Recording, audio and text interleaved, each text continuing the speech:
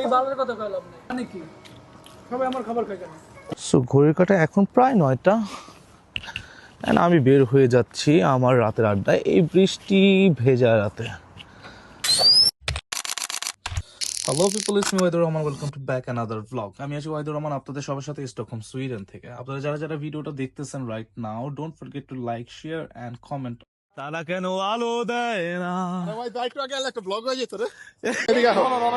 দেখতে হলে চোখ রাখো ওয়াই পাইছে ব্রেকিং নিউজ, কিছুক্ষণ আগে ফিতিয়াতে আটকে দেওয়া হলো রনক ভাই। সময় আমার কাটে না। এটা কিন্তু মাস পাই নালে কিন্তু ফেল করে দিব। আমারে ওটা পরীক্ষাও না, আর উনি আমারে জ্ঞান দেয়। পরীক্ষা কবে? কালকে ইনশাআল্লাহ। কয়টায়?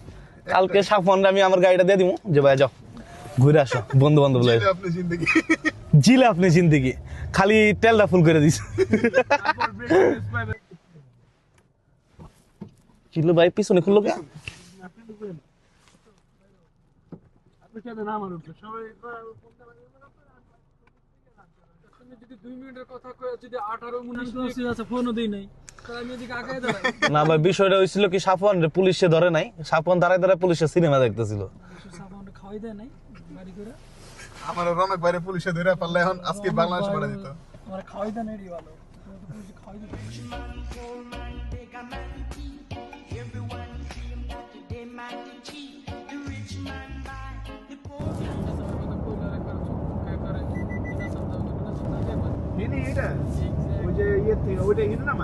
ডাইন বাম দিল, ডাইন বাম কিছু অন্ধ।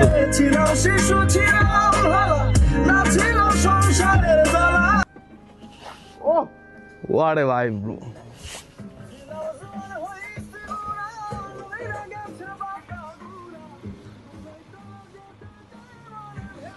সো রাত্রেবেলা এটা হচ্ছে বলতে একটা কবরস্থান, কবরস্থানের সামনে থামলাম। তনয় বলে হাইকিং করব কবরস্থানের ভিতরে।